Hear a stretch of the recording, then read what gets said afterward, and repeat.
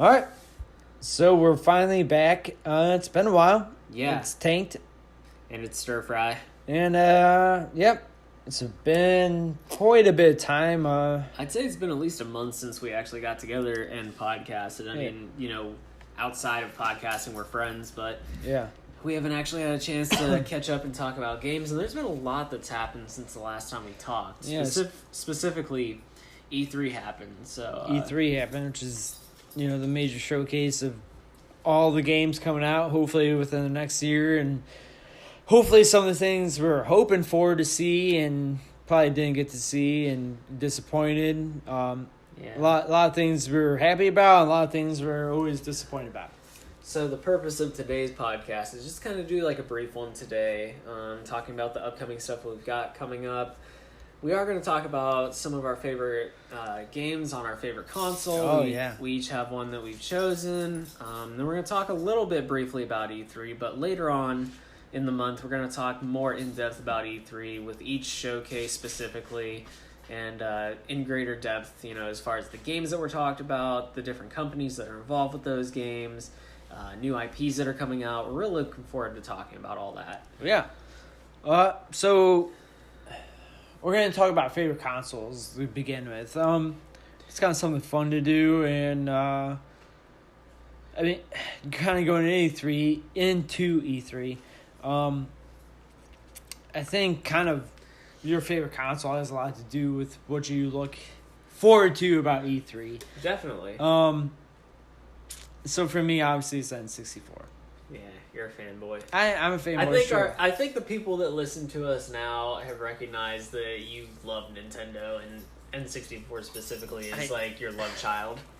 Yeah. So yeah, absolutely. But like, I love Nintendo for sure, but they definitely struggled over the years. Well, let me ask you, since the 64 is your favorite console, what made the 64 different from the other consoles that were out during the day? So, for example, the PlayStation was out, obviously PC gaming was starting to emerge. I'm trying to think of what other consoles were out at the time. Well, so don't get me wrong, I love the PC universe. Mm-hmm. I played a little like Age of Empire Online. But Nintendo, I think the biggest thing that stuck out for me for the N64 is just the multiplayer. Okay. So like the 4-player component or? The 4-player component. I think just like you look at old vintage magazines and there's a whole like 4 controllers strung up on an N64 and like mounted to surrounding place. Like that was my childhood, and literally I don't know why, because PlayStation 2, that wasn't 4-player. It was only 2. I think they had some adapters, though, that could make some games 4-player. Like, they had the plugins, but it wasn't natural. Yeah, the console wasn't built for that. You had to get the adapter for it. Right. But N64, you instantly got 4 players. And I just... That literally... Probably, yeah, the multiplayer is what stuck out to me. Mm-hmm. So, like, Duke Nukem 64. Me and my best friend at the time, and I think we were like 4th or 5th grade elementary school. Yeah, we played Duke Nukem 64, and that's what we did. I mean, it was awesome. Like, it was just us two, and it was great.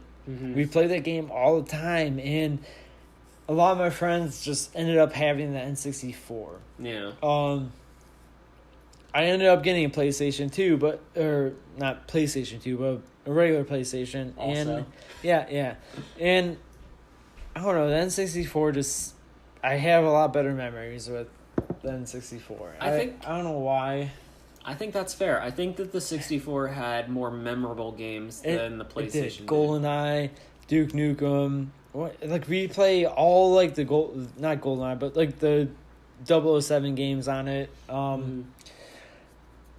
else did we play? Mario Kart. Like, even it didn't even matter though. Like Space Station Silicon Valley, that was a multiplayer game. Excuse me, but like we'd take turns playing it and still have fun. Like, it's just like I loved the N64 because I just had so many great memories because they had so many good games that you didn't have to be playing against each other, that you could still pass the controller and play. Now, I do kind of want to counter you know, because I think that you bring up a good point, is that the 64's games were very memorable. Yeah. I think that Sony had quite a few interesting IPs at the time, but they just didn't stand out quite as much. They did have Spyro back then on the Spyro's great. on the original PlayStation. They're getting ready to come out with the remaster for that, I believe in October of this year. Yeah. They had Crash Bandicoot. They had the Metal Gear series. So they did have some memorable games on there. I think I don't know. I don't know how to explain it. I think. Maybe So for me personally, I'm pretty particular in the kind of games I play. I think maybe it was a fun factor, or I think it's a fun factor for sure, because like Metal Gear Solid, it's a great game, but it wasn't for me. Okay. Kind of thing. I would play it, but and I'm sure I'd have fun, but like I don't know, just the amount of fun I had playing those N64 games was just. I think they passed it up. I think the major difference between Sony and Nintendo is Nintendo's always been kind of like cartoony. It's always been kind of just really lighthearted with their games. And I think that brings a certain atmosphere to the person when they're playing. It does. It's like, oh, this is fun. This is lighthearted. It's not really serious. Whereas, you know, Sony was a little bit more gearing up towards their more serious, their more adult themes. For the most, until you bring on like Crash Bandicoot and those kind of games. Even those games were really challenging, though. I mean, they're challenging. Compared they're to different, their but they're Nintendo still like counterparts. You could only go one direction. Yeah. Like I don't know, because to me, like I think of Crash Bandicoot and I think of like Gex Enter the Gecko or. Gex was a great series. I would love to see that remastered. For sure. Or even just rebooted to a new console. Yeah. Just a whole new game. I'd like to see a new game of Gex. I was thinking, like, I don't know, the N64, I think, I just overall had a better multiplayer experience with playing with friends. And even on my own, just like Banjo-Kazooie, Banjo-Tooie, like the exclusives alone. DK64. Yeah, DK64. Once you got that expansion pack, and which I think it came with. I just want to. I think overall, I think is also I kind of grew up on those though, because Super Nintendo, you had DK. Yeah. You had some of those games. I mean, don't get me wrong, I love the regular PlayStation, but N64 is just kind of where my heart is. Yeah, and I just want to preface that I think the 64 is a great console as well. It had so many great games. I was just kind of playing devil's advocate. Like, you know, Sony had some great things going on too at the time. They did. But Nintendo really stood out at the time, it seems like. I think they did definitely stand out. I think the major difference between the two consoles at the time is their libraries were different. I think that Sony had a lot more third-party support than Nintendo at the time, but Nintendo had the better exclusives, if you want my opinion. Nintendo definitely, yeah. And it seems like that's a trend. You got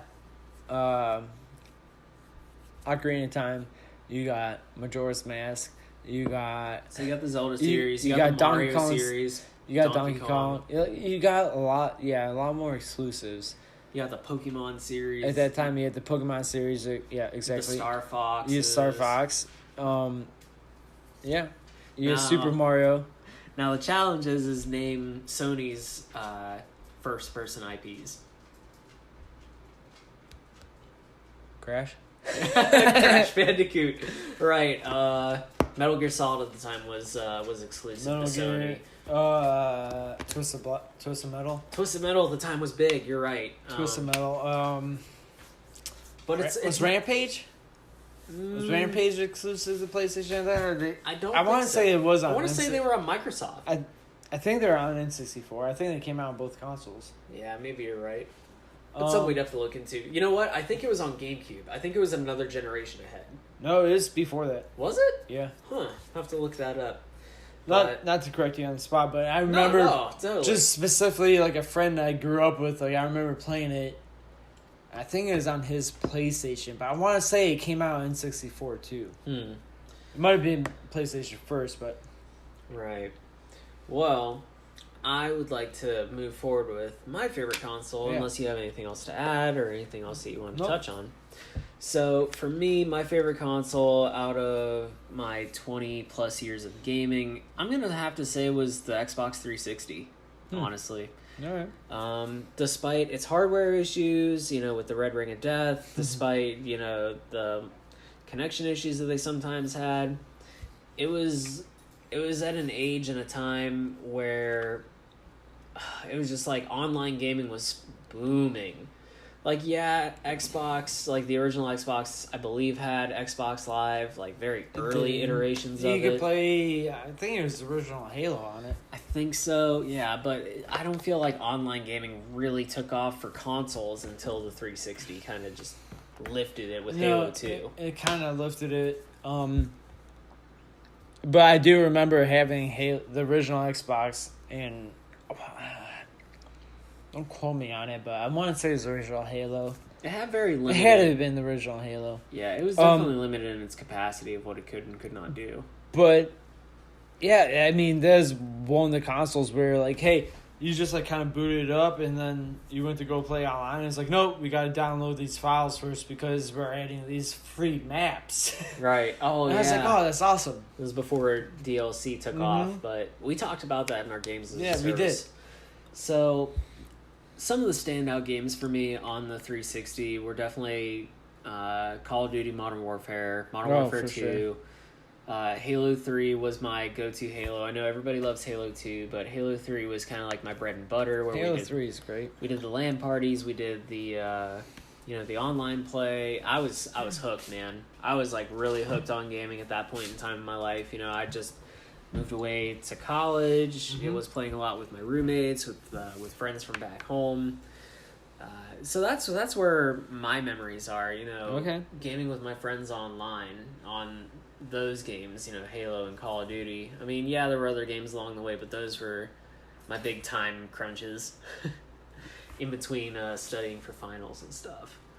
So yeah, 360 is a great console. I remember the fear of the Red Rings of Death. Oh yeah, no. No, it's like it was a huge fear. Like, oh god, I remember I took my 360 in my buddy's place, and we, plugged it in or whatever, and all of a sudden like the Red Rings appeared. I was like, oh no, oh no, oh no, oh no. It was just like something simple, like the HDMI wasn't plugged into the TV or something. It was something simple. Yeah. It was like, thank God. Nah, I never was unlucky enough for the Red Rings, and I had a first generation Xbox 360, and it lasted me a good 6-7 years. Yeah. Until I upgraded to the next generation. Actually, I was at Exchange night and saw the Modern Warfare collection. Oh yeah. For PS2, and I was like, I might have to get that. For PS2, do you even have a PS2 now? No, the girlfriend does though. No. Actually, no, but not. It wasn't PS2. It was for PS3, which I have a PS3. Oh yeah. But I was like, man, I might have to buy that. Yeah. Because the Modern Warfare in general is, I think, a great little series. Oh yeah, no. Whether you get it on 360 or PS3, I think is amazing. Yeah.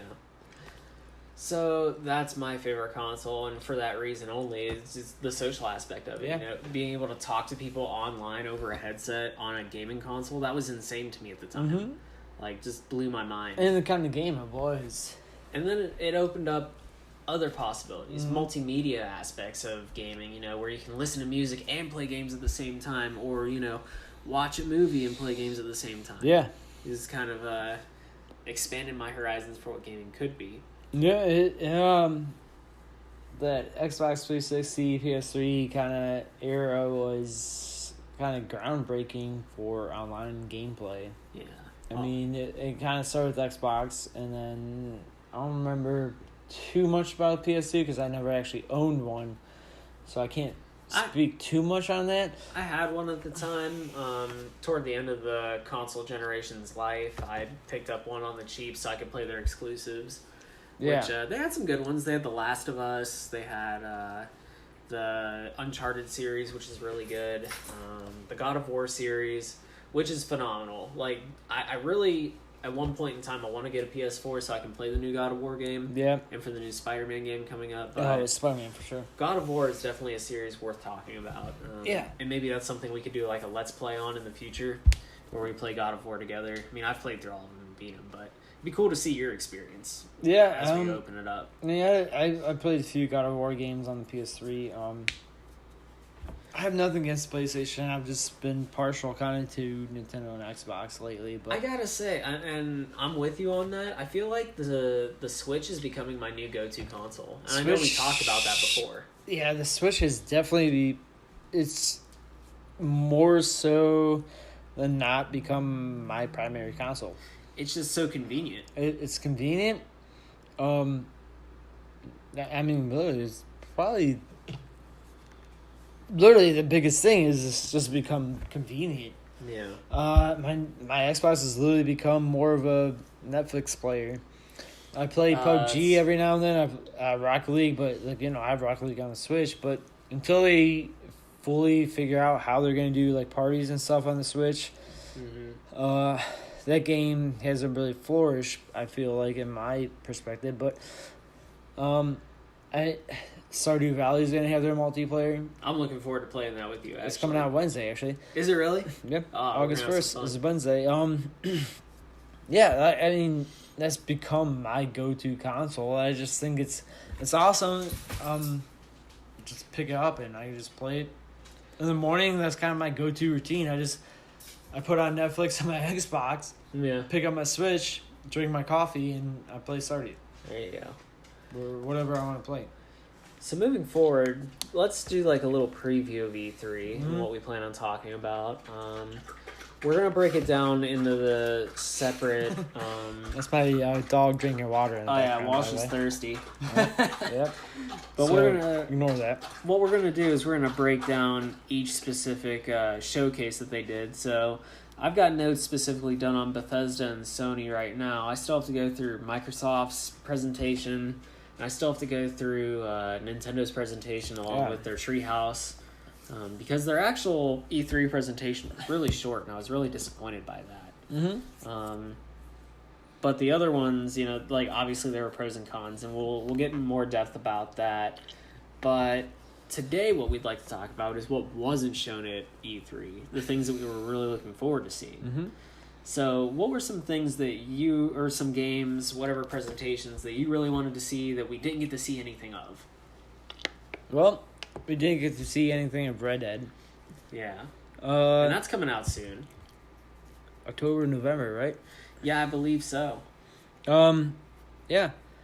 It's kind of something I was expecting to see is a Red Dead Redemption 2 trailer, at least. Yeah, I've never really known Rockstar to do a presentation at E3, but, I mean, with a game as big as Red Dead and their first major opening game since GTA 5, you would think that they'd want to showcase this new game. You'd think. Because it's been, 6 years since GTA 5 came out? Something like that. It's been a while. It's so 2013, I believe. So 5 October. years. Yeah, about coming on 5 years. So, we're going to take a quick break. When we come back to that, we're going to talk about kind of more of what we expected from E3 or the no-shows more so. Because we're going to eventually do a more in-depth E3. We're kind of behind as far as other podcasts, but it really doesn't matter. We're going to get back on the horse. Yeah. We've been kind of slacking lately, but... I wouldn't say we've personal lives. busy, yeah. Yeah, personal lives just kind of as far as something we do for fun. Yeah. We haven't got to do really. All right, so we'll be back after this.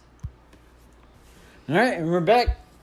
So we're continuing kind of with the things we wish we would have seen from E3. Something that I really wish we would have seen at E3 was a little bit more about this Pokemon RPG that's supposed to come out next year. Yes, absolutely. Yeah, because that wasn't on any list or anything. They didn't really talk about it. I know they talked about the Pokemon Go game or whatever you call it with Eevee and Pikachu or whatever, but it's just not the same. It's not as a brand new Pokemon game. It wasn't. Yeah, they really drove home with that Pokemon Go. Yeah. I'm just like, I don't want to see that. I want to see something that some sort of promise. Yes, just like it's a new open world game or like it's a new RPG. Just like give us something to look forward to. All we know is it's a new game overall, and it's supposed to have new Pokemon. Yeah, which is great, but like we want to know more. Yes, I think we want to that's see a part of screenshot or something. They're just leading us on. Like we'll give you more later. So unfortunately, we got to wait on that. Another big disappointment that I really wanted to see more of, specifically during Sony's press conference, was Final Fantasy VII Remake. That game holds a special place in my heart. Because that's more you talking right now. Well, that was like my first real RPG experience playing that game. You know, I was probably around 11 or 12 at the time. So PlayStation 1? Yeah, PS1. It was 3 discs. 3 discs, dude. It was 3 discs, wasn't it? Yep. Yeah, I was honestly, I liked Final Fantasy VII, but I'm not a big RPG person in general. I'm not so much nowadays, but that game, like I said, it's got a lot of nostalgia for me. It's got a real like place in my heart, so I'd like to see it done justice. Okay. They've just been working on it for so long. I think they first announced it like 2 years ago. Yeah. And we haven't really heard much since, so I was really disappointed not to see more about that this E3. Okay, what about Metroid Prime 4?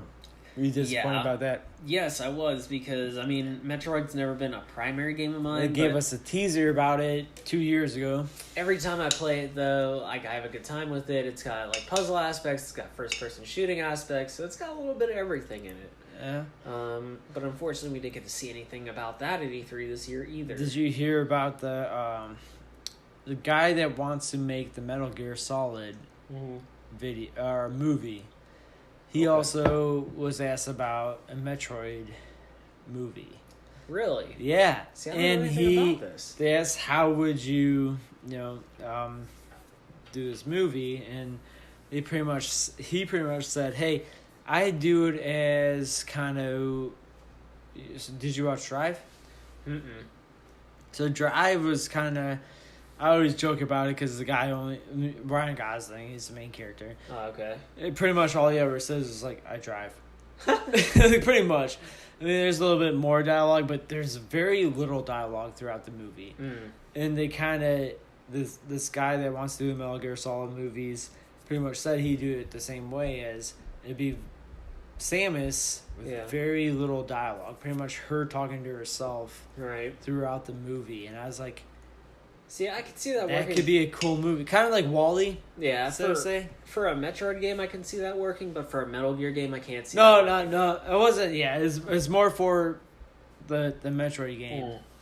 It wasn't for the Metal Gear game, but they asked, and that's what he came up with. It's like, I'm making it pretty much a silent movie besides her talking to herself. Yeah, because Metal Gear is very heavy on the dialogue. It's very very informed, very conversational. You think about that. I mean, you play the game of Metroid, and she's pretty much by herself. Metroid Prime, you were by yourself. Oh yeah, definitely. So another thing that I was looking forward to that we didn't get to see was an announcement for Titanfall 3. No teasers, no nothing for that. I love the first Titanfall game. I was super hooked on it. I didn't play Titanfall 2 as much, but I heard it's, just as good, if not better than the first one. I did play through the campaign, which was fantastic. It's kind of short. It's like, I don't know, about 6 hours or so, but it's a ride. It is a lot of fun. Yeah, I played Titanfall 2, and I played the campaign, and then I kind of quit it because I got through the part where you have to kind of go through the conveyor belt part. You fight your way through. Yeah. I got to the very end, and I just kept dying because I didn't know where I was supposed to go or jump or whatever. Mm-hmm. And it kept restarting me to the very beginning. I was like, no, I'm not supposed to start here. There's so no checkpoint after that, I just kind of played online. And, I mean, I had fun online, but I had more fun online with Titanfall. Yeah. And Titanfall 2. Yeah, I agree with that.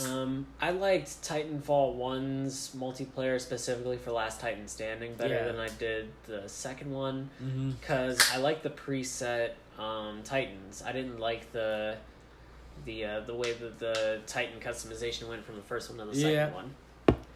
No, and then kind of carrying on to no shows is kind of carry back to Red Dead Redemption 2. Yeah. I wish I could have seen more of what we're gonna see coming this fall. Which I have a feeling I'm not gonna be disappointed.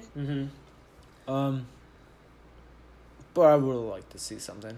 Oh yeah, definitely. I guess they have a new Avengers game in the works, which I would really like to see how they're gonna do that. Are they gonna do like a Marvel Ultimate Alliance style, cool, where it's like switch in, switch out, more, or if they're gonna do something more first person based, or third person over the shoulder like Batman or like Spider-Man. Like, what are they gonna do? So well, they showed the Spider-Man, didn't they? Yes, they did show a lot of Spider-Man actually, and it looks fantastic. Sweet. It looks amazing. Does it still drive me to buy a PS4 though? See, that's a tough sell. I can't justify me buying a console for one game. Right. So what does... But at the same time, I really want to play it. What does Sony have to offer other than that would get you to convert? Not much. I mean, they have the God of War game, which is supposed to be amazing. I heard it's good, but other than that, what else do they have me to buy a whole console for? Upcoming, they have The Last of Us 2, which is going to be really good. The first one, the story's fantastic. Never played any of them, so I can't. I'm not going to knock The Last of Us for its story, but its gameplay, however, does get repetitive and tedious for me. Yeah. I'm not a big fan of the sneaking games. I'm not a big fan of, Either cover shooters, and that's just kind of what it is. I kind of got bored with it with the Gears of War games and with Uncharted. Just like the cover-based shooting just gets old real fast. It does. So that it makes it hard for me. Like, I really want to play that Spider-Man game, but to spend a couple $100 on another console, no. I mean, I'll maybe hopefully borrow it from a buddy or something like that. Like, that's kind of where I'm at with that. Yeah, it is a steep price to pay, especially if you're going for the PS4 Pro versus the regular PS4. Yeah, which honestly, if it came down to me buying I'd just buy a regular PS4 to hopefully just run that game and play it. Yeah. Other like the God of War game, I love God of War series, but just hearing kind of mixed reviews on it, like I hear it's really good. Yeah, but what's the but? Some people like it. Some people were saying, like, as far as like the side challenges, I can't remember. They either said it has a lot to offer or it doesn't. Is it either like one end or the other? Right. I heard it's a lot different than previous God of Wars. It is, and I think they took a page out of The Last of Us' book because I know they have his son involved. And it's kind of like not a co-op thing, but where... And I've talked to some people that play it, and they're saying, like, it's a good game, but, like, it just hearing from, like, previous podcasts I listened to, is like, don't want to spend $60 on that game for it. Right. And it's like, no. I'd rather spend the money on the Spider-Man game, for sure. Well, here's the other thing, too. They're coming out with a console bundle for the Spider-Man game, and I believe that game comes out in the red PS1? PS4? It's like red and white. It looks sweet. I think that comes out in October, right? Yeah. So November rolls right around, and that's Black Friday shopping time. So maybe if you could land one of them, maybe. That's what I'm thinking. That's my game plan for going into November is trying to snag that because I love Spider-Man. He's my favorite superhero. Oh yeah, and it's one of my favorite superhero adaptation games of all time with Spider-Man 2. So I'm hoping that they can knock it out of the park with this one too. I think it definitely got something to hit out of the park with there. We'll get the reviews in October, and that'll be like the deciding factor for me coming around November. Yeah, for sure. I literally I guess kind of agreeing with you is like it's gonna depend on the reviews. Yeah. Just from what I've seen, though, yeah, it looks amazing. Yes. But like, I don't know if it drives me to buy a PlayStation. I have a PS3 right now, but like, just make that jump to PS4. I don't know yet. So what are we talking about now? We want to talk about like showcases of each of the presentations. Yeah, so I'm gonna focus on Switch. Okay. So let's start there then. What does the Switch have to offer? Switch has kind of become my primary console for whatever reason. Convenience. Yeah. Being able to play Literally, portable and on just the go. being able to, like, that's kind of my morning routine. I make my coffee, lay on the couch, have my coffee next to me, and play something portable. Yeah, while you're watching something on Netflix Yeah, at the same time. exactly. My Xbox has been used for Netflix lately. Mm-hmm. So, Switch is coming out with Mario Party. Yes. Oh, I'm so excited for that. And I was listening to other podcasts, and they're like, nope, Mario Party's done. Not coming out. Nope, absolutely not. And I was like, man, me personally, I was like, ooh, that's a huge ding on my Switch that I just bought. Yeah. Like, I kind of bought it hoping for these kind of games to come out. Right. Like, hoping they carry forward with these games. And sure enough, like, whatever they're saying was wrong. Thank God. Yep, sure enough, like, E3 comes and Super Mario Party's coming out. I was like, thank you. So that's something exciting to look forward to. It's Yeah. Definitely Mario Party. Mario Party, I'm looking forward to that. Smash Brothers, obviously. Smash Bros. Ultimate. That's like The fact that they're bringing back every single character they ever have that's done. amazing. That's huge. So, Breath of the Wild is a 13-something gigabyte game. The game coming in for Smash Brothers, 16 gigabytes. And that's not including potential future DLC. I know they mentioned saying don't expect a bunch of new characters to come in, but however, they didn't say no new characters to be coming in. So the roster as of right now sits at 65. I'm willing to bet that they're going to add 5 new characters, making it even 70. Uh-huh. So whether or not, what those new characters are, we can speculate that on a future podcast, but these are just things that we're looking forward to. Definitely looking forward to Smash Bros. Ultimate. Oh, yeah, for sure. Like, I mean, just the fact that it's going to be 3 gigabytes bigger than Breath of the Wild, it makes you think kind of like, what are they including in it?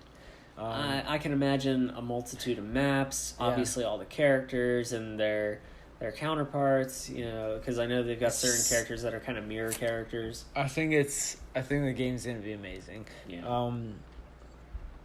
So you got Mario Party coming out. Mm-hmm. I'm a huge fan of Mario Party, especially if it kind of goes back to its roots in 64. I played a little bit of the Wii Mario Parties, and it's like, okay, it's cool. You got the motion control thing, but yeah, I want the like traditional Mario Party thing where you're fucking rubbing your palm raw. So then they talked about the Pokemon Go games with Pokemon Eevee and Pokemon Pikachu or whatever. So they talked about those, and I don't know. I'm not super stoked for them. I'm not like super excited. I honestly wasn't excited either.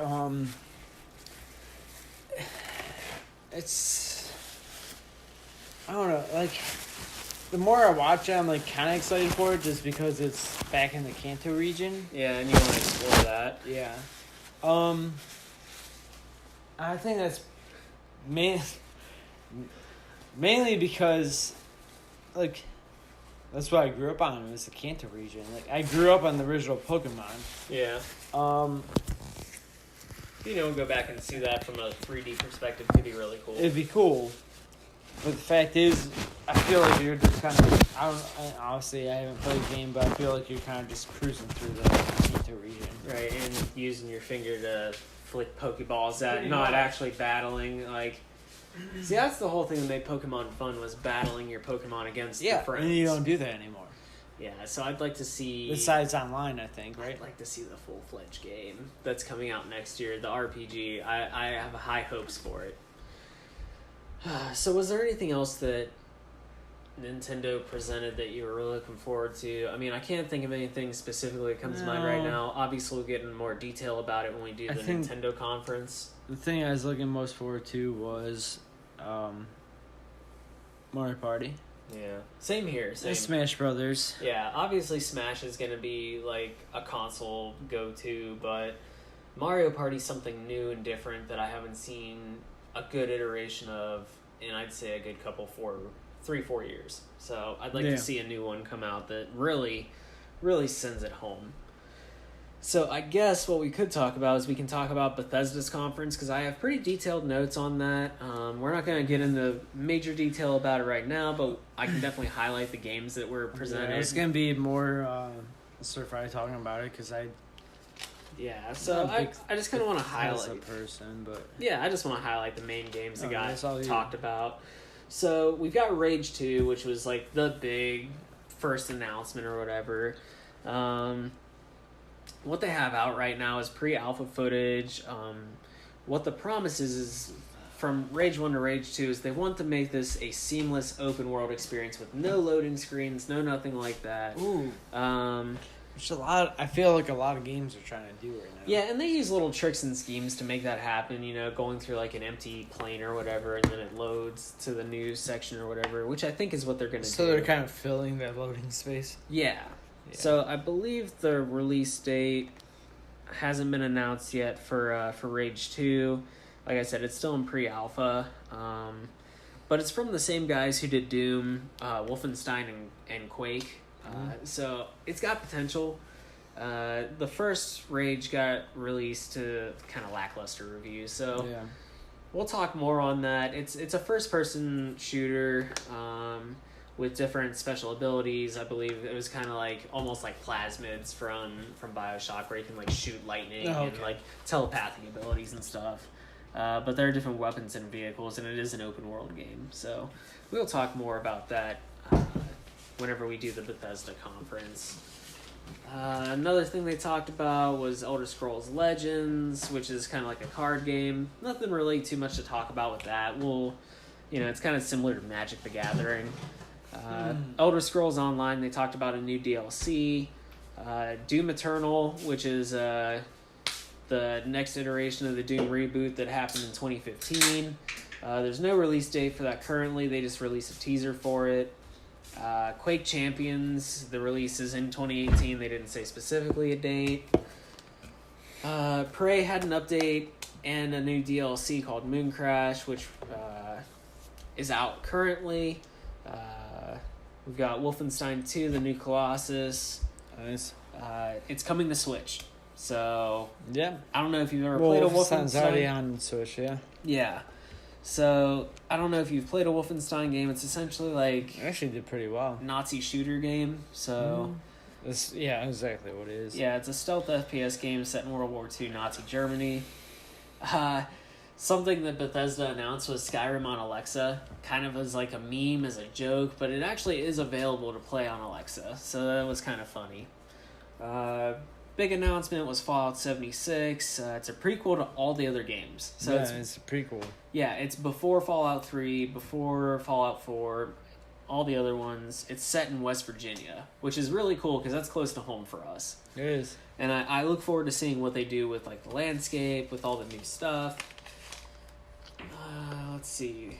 Yeah, so we'll get into more depth whenever we do the Bethesda conference for that, because I have a lot of detailed notes on that game specifically, because they showcase it for a solid 20 minutes. Fallout Shelter is coming to PS4 and Switch. It's free. It's available now. So if that's something that you're interested in, it's been played by 120 million people. Kind of a big deal. Elder Scrolls Blades is a mobile game, first-person RPG that they announced. Starfield, it's a new IP, their first new IP in 25 years. So that's a really big deal for Bethesda. And then they teased Elder Scrolls 6. So those are some of the talking points for Bethesda. Yeah. And then I had some talking points for Sony as well. They did a showcase for The Last of Us 2. Looking forward to that. They announced a new game plus confirmed for God of War. the Back in Black map pack for Black Ops 3, I believe. Yeah, so it's like Black Ops 1 maps for Black Ops 3. PlayStation VR, so some of the games that are going to be on that are Tetris Effect, Days Gone, Twin Mirror, and Ghost Giant, and Beat Saber. So it's kind of like, what do you call it? Fruit Ninja, but with music and VR swords. So that's cool. I would compare it to Guitar Hero with swords. Okay. Yeah. Destiny 2, the Forsaken DLC, that'll be available September 4th. Ghost of Tsushima, that looks really cool. It looks like a samurai game. Graphics look really cool. It's from Sucker Punch, the guys who did Sly Cooper and the Infamous series. Another new game called Control, done by Remedy, the guys who did Max Payne, Alan Wake, Quantum Break. So we'll see what that has to offer. Resident Evil 2 Remake, that's coming out on January 25th of next year, done by Capcom, obviously. And then Trover Saves the Universe. That's kind of a new game that I don't really know a whole lot about. Kind of like Rick and Morty like. That's the animation style. It's a sci-fi platformer. Okay. And the last thing that I have for Sony was Kingdom Hearts 3, which is going to be released January of next year. Done by Square Enix. I don't know if you've ever played a Kingdom Hearts game. I did. Yeah, so like Disney meets RPGs. Pretty much. So that's those two conferences. That's really all the notes I have on those. Just briefly, quick rundown. Microsoft, they talked about Halo. They talked about Halo 6. They talked about Crackdown 3, which at this point in time, I can't believe that game has been delayed for so long. I don't know. Do you know anything else that Microsoft announced just offhand? Because like I haven't done the full in-depth for that one yet. Let's see, they definitely did Halo. Honestly, this all that sticks out for me from Microsoft is Halo. That's like the only independent. They had a little bit more, but Halo was the thing that stuck out most to me was Halo. They had a decent presentation, but Halo is what stuck out most to me. Yeah, I don't know much more than that. Okay, so that's pretty much our wrap up of E3 in a nutshell. You know, just kind of the showcases that they talked about. Yeah. Like I said, we'll get into more detail as we go through the independent. Halo or Microsoft did debut Battletoads. Oh, okay. Battletoads. Wow. Yeah, I know. Oh, but it's kind of big. That does remind me. Switch did announce Fortnite for the Switch now. And it came out the same day. Yeah, so it is out. It's currently playable on the Switch. I'm not a huge Fortnite fan myself. I know it's like the big craze right now. I'm just not good at it, to be quite honest. So I can't get into it. I mean, they've been doing a fantastic job of coming out with pretty much daily content. Yeah, I mean, they get the new content. They just. And their game runs really smooth. I will say this: the game runs really good. I wish PUBG would catch on with that because they're too busy suing the pants off of their own company. Their own company, yeah. The people who gave them the engine to run their game, they're suing them. It's sad, but yeah, I mean that game literally they come out with content every day, pretty much. I feel like. I remember when they came out with the Thanos update. That was pretty cool. You could play as Thanos with the Infinity it was Gauntlet. awesome. That was sweet. It was awesome. I mean, they've done a really good job with the game. I'm terrible at it too, so I never play it. But it's fun to watch, though. Like it is fun to watch. Like that's the thing. Like it's awesome. I'm not hating Fortnite. I'm just terrible at it, so I never play it because I can't build as fast as I That's my shoot. thing. Like, I'm okay at shooting, like, obviously, because I've got a lot of experiences in shooting games, but... I feel like I could get through most of it, but I can't build. Yep. They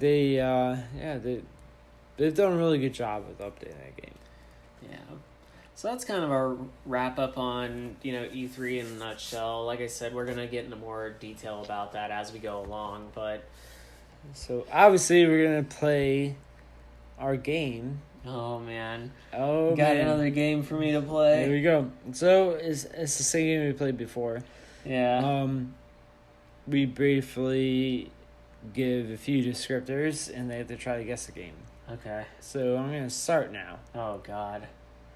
I'm not All ready. right. Yep, I'm ready. All right. Motorcycle on chains. Motorcycle on chains? Motorcycle and chains. Road Rash 64.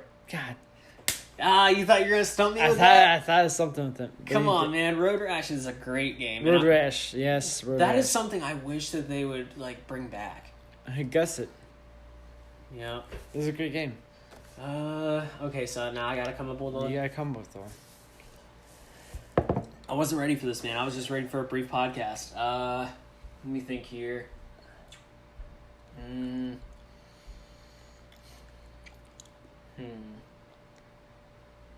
He's thinking, so. Yeah. You grow crops and you mine in caves. Harvest Moon. Nope. Stardew Valley? Yes, Stardew Valley. Come on, man. I was trying to make it easy for you. You I guys. didn't think it was gonna be that easy. You guys Harvest Moon. Oh, man. Alright. To be fair, there are a lot of games like that. There are. Minecraft could fit into that. Minecraft so. could fit in that point. Yeah, I was being really general. So. You were. Okay. So we each have one now. What is it, best of 3? Sure. Okay. Alright. You hop on boxes to get... Sorry. Can't remember the fruit now. Hop on boxes to get fruit. Yeah, you get fruit. Crash Bandicoot? Yeah. Oh, man. See, I knew that because you and your significant other have been playing a lot of Crash. Yeah, the trilogy is amazing for Switch, by the way. I can't remember if it was apples or what. Which is supposedly, Spyro's supposedly coming to Switch. I can't wait. I don't know that. I don't know. It's going to be sweet. I don't know if information is true or not, but supposedly it's coming to Switch. Let me think here. You have to climb things and jump, and you fall flat a lot. You have to climb things and jump, and you fall flat a lot. Yes. The falling flat is the main hint to that. Pitfall. No, it's not Pitfall. It's a more modern game. It's actually an indie game. It's something that I've been playing a lot. Indie game. Yeah, I've been playing it. It's available on Game Pass for Xbox One. Human fall flat. Yes. I was giving you a lot of hints, but I did because it's a really hard game. I never played that game. Okay. All right. So we each got one? We each have 2 now. 2 now. So whoever gets the next one. Okay. All right. Then you gotta come up with one for me. So while you're thinking, I would like to know what our viewers have to say about E3, things that you want us to talk about in the in-depth discussions for each of the presentations. Let us know. That way we can touch base on it. Again, we appreciate your patience as we do this for fun. So just let us know the things that you specifically want us to get in depth about. Yeah. You're a drunk squirrel.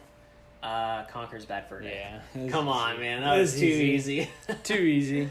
All right, so I got 3, and now let's see if you can... see if I can tie. Let's see if you can get this one. The character's purple. This is going to be a really hard one. Mm-hmm. This is something that I don't know if you've ever played or ever even heard of. Purple character based in New Jersey. This is old school. This is like PS1 era. Thomas Trouble? Purple character based in New Jersey. Yep. That's the big hint. New Jersey. don't know if I know this one.